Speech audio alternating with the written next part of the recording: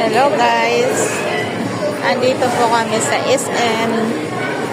Bago po kami guys magpasyal-pasyal ay dahil nagutom na po guys ang aking eldest son. So nagkayayaan po kami dito. Ang gusto ko guys Jollibee na lang. Ayaw ko po yung mga Japanese food. Ayaw ko po yung mga Korean food. Gusto ko Filipino food. Wow, Filipino food. Kaya, ayan po si Dea.